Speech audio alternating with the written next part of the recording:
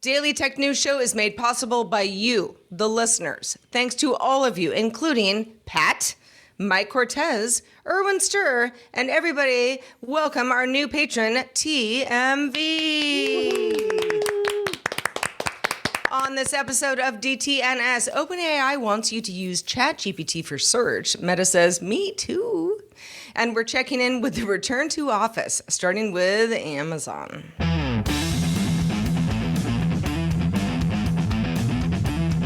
This is the Daily Tech News for Thursday, October 31st, 2024. Happy Halloween, everybody. From Studio Animal House, I'm Sarah Lane. From deep in the heart of Texas, I'm Justin Robert Young. And I'm the show's producer, Roger Chang. We have got all sorts of stuff to talk to you about today, but as we always do, let's start with the quick hits.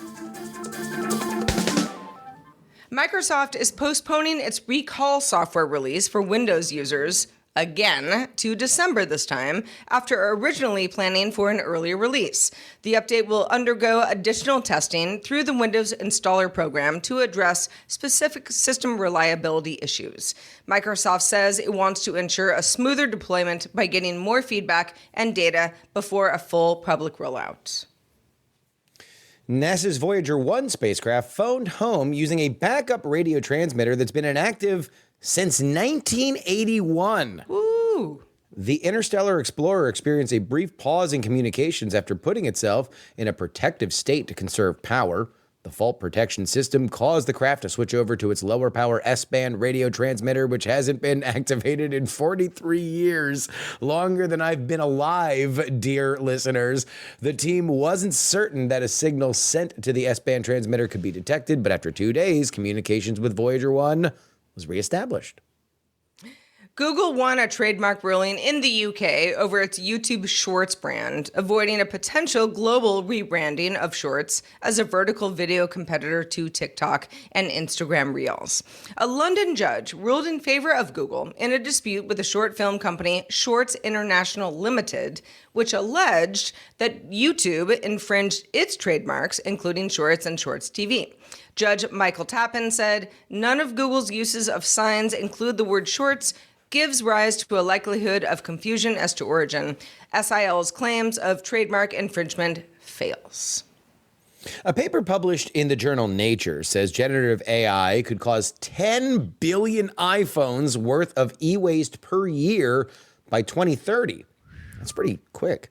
Researchers from Cambridge University and the Chinese Academy of Sciences modeled a few scenarios of low, medium, and high growth, along with what kinds of computing resources would be needed to support those and how long they would last. Their basic findings is that waste would increase by as much as 1,000-fold over 2023.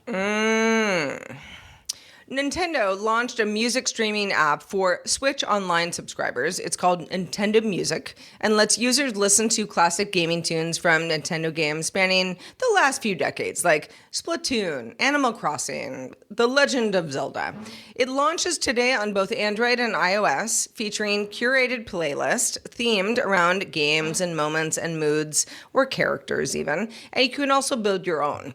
Nintendo Music supports streaming as well as downloading tracks for offline listening, so you could also say something like loop songs or extend select tracks to 15, 30, or 60 minutes for uninterrupted listening. On Tuesday's show, we talked about Meta expanding search, and with Charlotte Henry and Rob Dunwood and myself, we talked about how WhatsApp in particular might be the place for that super app vision. You know, if you're going to put search into anything, WhatsApp might be the place when it comes to Meta. Today, OpenAI announced an enhanced ChatGPT for Pro users with search capabilities using Microsoft Bing to provide real-time internet answers, making it a stronger competitor to not only Meta, but definitely Google. Those new features mean that ChatGPT can offer up-to-date answers, and for users with Pro accounts, they can leverage DALL-E 3 image generation as well. So, Justin, what are your thoughts on this? I mean, this whole sort of like AI race to the finish line is one thing, but AI plus search so you never ever leave. It's a different conversation. So let's start from the beginning there with like the super app idea, because I do think that partly that vision is something that increasingly feels a little bit outdated. There's a lot of different solutions that have made things like buying impulse purchases on websites or apps that you've never been to a lot easier. Services like Chime. You also have Tap to Pay or Apple Pay, Google Pay, Samsung Pay that also kind of make these things a lot easier. So the concept of the super app was not only do you do all these other functions that you want to do, but also you can do a lot of usually financial things because that's where the money's at. WhatsApp obviously has a killer feature when it comes to chat. However, I do think when you look at AI and you make the questions of, okay, well, what does AI open up in terms of other functionality? Search is really at the top of that list, which brings us to Search GPT, or what was called Search GPT. Now it's just going to be Search within Chat GPT. Yeah. We said when this first launched into beta a few months ago that it could be an existential threat to Google. I still believe that, but I think not only is it indicative of two different things. Number one, the idea that we're just spending more time in our own communities. We're spending more time in smaller areas, and search is now becoming commoditizable enough that you could get exactly what you want inside that community faster with their own off-the-rack search. The other thing is this. Google search is bad right now. And I don't mean that it is a bad product. It is still the most popular product on the planet, but it is worse than it has been. It is harder to get results through Google search now than it has ever been in my lifetime. What do you think about Google AI, in search? Well, again, that's what they are trying to push, and they are trying to create a world in which they can head off competitors like Perplexity. They can head off competitors like OpenAI. But it doesn't get you away from their main problem. Their main problem is that they are so tilted toward feeding ads, not only AdWords, but also part of the reason why Google search is bad right now is that if you want to find a piece of information that in any way happens to be related to a current news story, good luck. I, in my day job, look for political news. I'm trying to find little political tidbits from history that make a current world, very chaotic, noisy current world, make more sense. Good luck trying to search for historical data when Google is doing nothing but pushing very current news-related searches into the first 1, 2, sometimes 3 screens of their results. It is very annoying. And so I don't think that is a secret in Silicon Valley. I don't think that's a secret for a lot of these companies that have a lot of money. And I see a lot of these sharks starting to circle. Yes, I definitely get what you're saying about news. At the same time, I mean, Google search, even though it's feeling a little long in the tooth at this point, it's like, that's really the way that I make sense of the world. I use ChatGPT and other models here and there, but mostly ChatGPT, for this and that. And I find that it just is not accurate enough. It's accurate most of the time, but the times that it isn't, I'm like, nah, this is no good. I have to do this myself. Have you tried Perplexity, the specific AI enhanced search engine? Yeah, I have. Did you find any accuracy problems with that? No, but I also am not using that on a regular basis. So I was sort of like. I had the same situation where I was like, oh, okay, let me try Perplexity. I would love to make that my default search. Yeah. Not only through Safari, but also through my iOS, and I wasn't able to do it. And that's where I think you're really going to see a problem. Right now, what I see is a bunch of canary in coal mine problems for Google.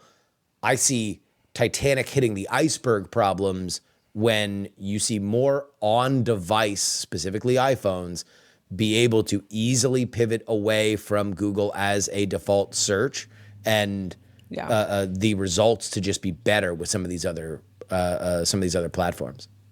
Yeah, the idea of people saying like, oh, remember Google search, like the way that we remember, I don't know, live journal blogs type thing is like that doesn't compute to me right now. I mean, but I don't think we're that far away from a world where maybe Google search is still fine, doesn't go away, but it's not the only place you go. I mean, if we're going to stick to the Halloween... It has been the only place you go for a really long time. If we're going to stick to the Halloween theme, you can see the specter of Yahoo saying, it can happen to you too. It can happen to you too. Spooky. Speaking of AI and, other stuff, Meta reported its Q3 revenue. It had a good quarter. Revenue was up 19% year over year to $40.59 billion. Net income was also up 35% year over year to $15.69 billion. And family daily active people, which is, this is Meta's cute way of saying like it's Facebook, Instagram, WhatsApp, Threads. It's the family. And it makes the number seem quite a bit bigger. Also up 5% year over year to $3.29 billion on average for September of 2024. Perhaps more interesting, though, is Meta saying that its AI services have surpassed 500 million users since their launch in September, thanks to WhatsApp, Messenger, and Instagram. The tools, including AI stickers, you might like them, you might not, editing features, also, use them or not, clearly people are, and Meta's own chatbot seem to be finding success in reach and appeal of AI across Meta platforms. Now, Justin, I know this one is going to be interesting to you because you're such a Threads fan. CEO Mark Zuckerberg said its social network Threads now has almost 275 million monthly users, adding it's been growing more than 1 million signups per day, with engagement growing as well. I am here to congratulate Threads on hitting 275 million monthly people who fat finger the wrong button on Instagram, and therefore accidentally bring them into Threads so they can immediately close out and then go back to an app that people actually use. How many people are really doing that? All right, look. It's happened to me too, but I don't know. My razzing of Threads all the same. I think that there's no reason why Threads cannot be a thriving community for a certain kind of people. I do think that that is where the future is heading, that we have less and less of a actual main street, a town square, if you will, and instead we sort of have self-selecting communities that talk to each other, and our mainstream thought is just the general cut across that hits all of these same different communities. Threads very much has an opportunity to be a part of that. I'll defer to people that use it on a more regular basis to critique whether or not it is doing a good or a bad job in terms of evolving its product. But there's no doubt that it has a tremendous advantage because it is so closely tied to Instagram. There's a reason why it has the number of users it has. There's a reason why it has the number of engagement. And beyond my snarky comment up top, the ability, I have willfully walked into Threads because I have seen a friend of mine that no longer posts on X or Twitter or anywhere else that I do spend time there on Instagram. So they've effectively put a little window out there for me to venture in to that app. When it comes to Meta and AI, they have a very, very interesting philosophy. Not only do they have a huge install base with the apps that you mentioned, but they've also largely put time, effort, and resources into open source models. Llama is one of them. They just put out a product this week that is a version of Google's Notebook ML or LM. I always get that mixed up. LM, yeah. LM. Sorry for a little transposition here. But I think they're doing good work, and they're taking a different tack than either Apple, OpenAI, Microsoft, or Google. They're leaning into what people in the open source world are using, and then they are folding those services into their own products. Therefore, I think making really, really good and compelling additions to what are already popular options. Yeah, I agree. The threads conversation haha. There are friends of mine who were the friend who's like, I'm gonna do the one out of 12 spool thing on X, formerly Twitter. And I see that more and more on threads with certain people. Longer not everybody. form content. Yeah, like I'm about to tell you a story. Yeah. And I'm like 1 out of 12. Let's hear it. That kind of thing.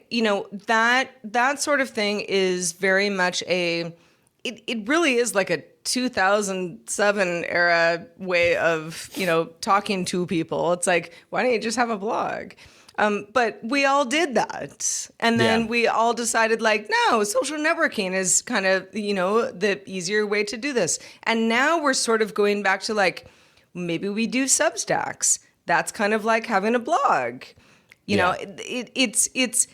The whole thing feels like a big shift to me. And, while we sort of figure out, what's best for everybody, and obviously you have more choices than ever, it reminds me of, back in the day, it was like, if you really just wanted to talk to the world, you had a blog.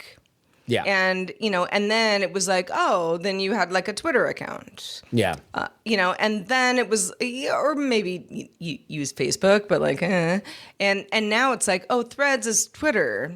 And it just kind of turns into like, where are your friends? Where is your audience? Yeah.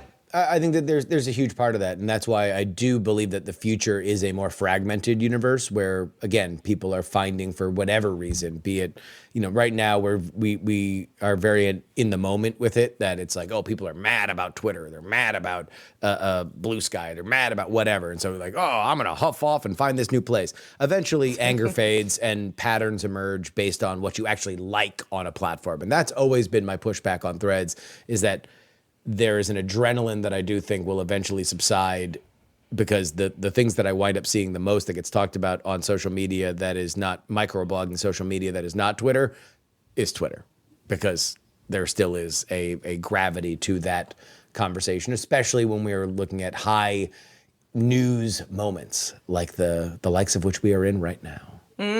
I can't imagine what could happen in the next week, Justin. I know. How strange. I don't know. Maybe you know something I don't. If you have feedback about anything that gets brought up on our show, anything we talk about, anything you think we should talk about, get in touch with us. We are on the socials. The DTNS audience is on DTNS Show on X and Mastodon, Daily Tech News Show on TikTok, and DTNS Pix, that's PIX, on Instagram and Threads. More than 500 Amazon.com employees sent a letter to AWS CEO Matt Garma asking for a reversal to the company's return-to-office policy. At an all-hands meeting on October 17th, Garma stated 9 out of the 10 employees he talked to were in favor of the plan of coming back to the office, a notion the letter rejects. Garma added, opponents of the plan should leave Amazon Web Services. That's sometimes what they do. In September, Amazon CEO Andy Jassy announced that the company-wide return-to-office rule was in effect and would go into effect next year. So, Justin, we haven't really, I don't know, about a year ago, I think a lot of people were stressing about, return to office or not. Some people very much wanting that, some people very much not. Mm-hmm. And at this point, it seems to have cooled down a bit. So, what do we think here with Amazon?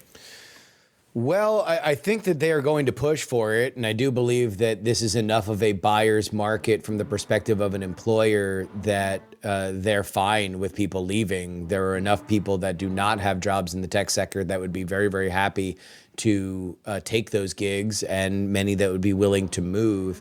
I will say, I'm going to anonymize this a little bit, but there is somebody that I am very close to that has been looking for a job in the tech sector for the last year.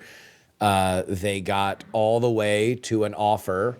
The offer was good, not as good as it would have been a few years ago, but they were returned to office and they were giving people a 2-month runway to do exactly that. And what do you mean by that? That was 2-month runway. like you had to be in the office, in that office in 2 months, even if you didn't live in that city. Now they were willing to pay for a relocation, but they're serious about it. They very much believe that this is something that needs to happen. And from what we found out throughout that process, me and this person, who will remain nameless, is that it wasn't the manager, it was HR. HR was very much in, which means it was a company directive that people just needed Exactly. to be. Like HR didn't decide this. Somebody HR is doing the bidding said, of the top, you do right? this. Yeah. So pros for return to office. There are some people that play dirty with this. So you can have effectively, if you work remote, you can have 2 jobs. You can do the job on one for one company, and you can do the job for another company, and you can make 2 paychecks. It's not ethical, but I have known people to do it. It is not uncommon. It is harder to do that when you are in the office. Pros from the employer perspective, from the employee perspective.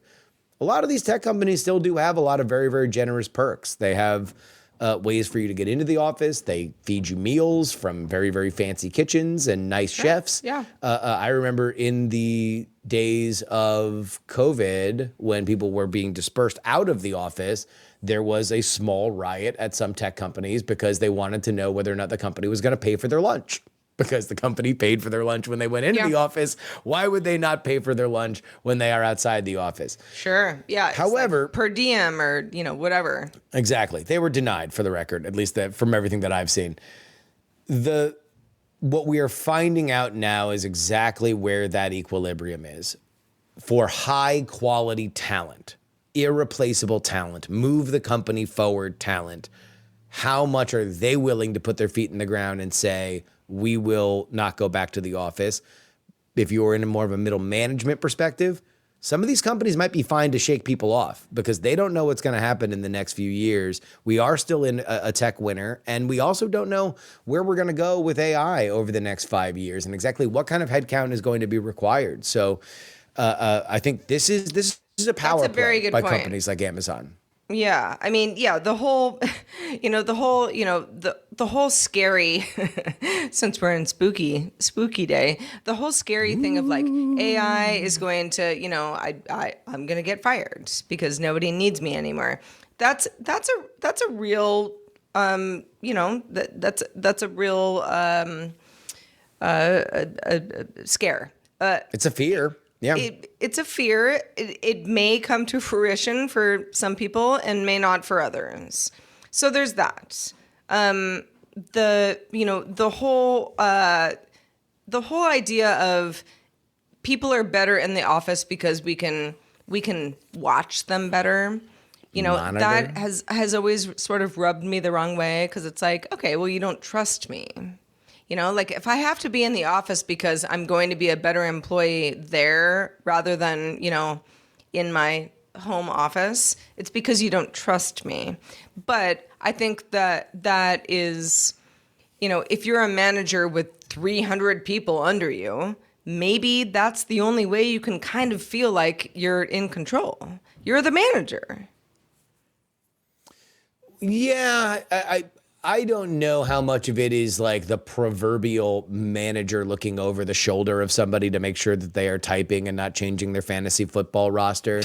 I think that it's more engagement, and it's specifically the idea that there's a common mission and purpose when you are trying to move things forward. I think part of what was learned over the last several years where you had just an unprecedented, gigantic expanding of a lot of these workforces, largely funded by low interest rates, which we'll see where we go with that going forward, because that's the biggest thing that drives hiring, is that there were levels and levels and levels of management that got in the way of innovation. And especially when you look at, a company like OpenAI, which exploded with a fairly small and very agile, but very, very talented workforce. So if you are one of these major companies, how are you getting the best out of your employees? And one of the things that I think is being looked at least now, we'll see how this ages, is if you're not willing to come into the office, then maybe you're not really committed to this company. And if you're not really committed to this company, especially in this market where so many people are on the beach, we'll find somebody who is. Right, exactly. I mean, that's the whole thing is like, if you don't want to come into the office, are you really committed to the company? And, for some people, maybe the answer is no, I'm phoning it in a little bit. For a lot of people, it's like, yes, I'm very committed, and this is actually just like a way better way for me to work. And we're still trying to figure that out. I mean, in the COVID days, everything was mayhem. Nobody knew what to do. Well, but let's even look before that, because it was a very, very employee favorable environment pre-COVID, where people would leave a company at the drop of a hat. You spend a year at Meta, and then you'd go to Google, and then you'd go to Facebook, and then you'd go to a startup, and then you'd come back. This happened all the time in Silicon Valley. This was very, very employee favorable. And now, not so much. Ho, ho, ho, I got a machine gun now, says the employer. Well, speaking of employers, in the mailbag, we've got something good that I think some of us may relate to. Not all of us, but some of us. For our Patreon post from yesterday's show with Robin Scott, Anand Jr. says, "I've done the screenshot prank. A few others. It was a gentle reminder to lock workstations since we were all part of a healthcare system. Best one, though, was when a friend and coworker asked how hard it was to change the Outlook notification sound for new email. This being North Carolina, there was a big rivalry between NC State and UNC fans. Up for fun, at his prompting, I changed our coworker's notification to the NC State fight song. She was a huge UNC fan. Best part, says Anand Jr., neither of us were blamed. Another friend of ours got blamed." She was fussing him out on the phone. He figured out what had happened, so he started sending out emails as fast as he could, making her more frustrated and all of us more amused. The worst version of this was a prank that was played on a friend of mine, just when we had all gotten out of college, where the error sound, the like that sound on your PC, just like the very short little quack, was replaced with Alvin and the Chipmunks' "Christmas Time Is Here," the full song. Oh my God! It drove him crazy. Just da-da-da, da-da-da. It was maybe one of the most psychologically damaging things I've ever seen happen. I mean, do you remember back and I may be dating myself here, but the early days of Twitter when somebody would leave their computer and then you would type "poopin"? Oh yeah. Yeah. Oh yeah. That Good was. times. I mean, what a bunch of children, right? I know. Like that was what we did, but like that was what you did, where you were like, pretty funny. You got owned. I just funny. said "poopin" on your. Straight pooping. Straight pooping. Well, Justin Robert Young, pooping or not, we always love to have you. Let folks know where they can keep up with you, because I know this is going to be a pretty crazy week for you. Okay, so obviously it's election week. We have a lot of great content for you. In fact, if from the tech journalism side of everything, I had Taylor Lorenz on the program this Wednesday. Oh, nice. It was a fantastic conversation. The one and only Tom Merritt texted me to say that he had a good time listening to it all the way out in Korea. And you can check that out, formerly of the Washington Post and the New York Times. And then obviously we have a lot of content leading up to the big election day on Tuesday. I will make my prediction as to what I believe will happen on Friday, 2-part episode. So 2 different episodes, and also something for anybody who subscribed on Patreon or wants to take advantage of the deal that we have available right now. It's $99 for the entire year of bonus content for PX3, 150 episodes for less than $100. That deal goes away tonight, Halloween, October 31st.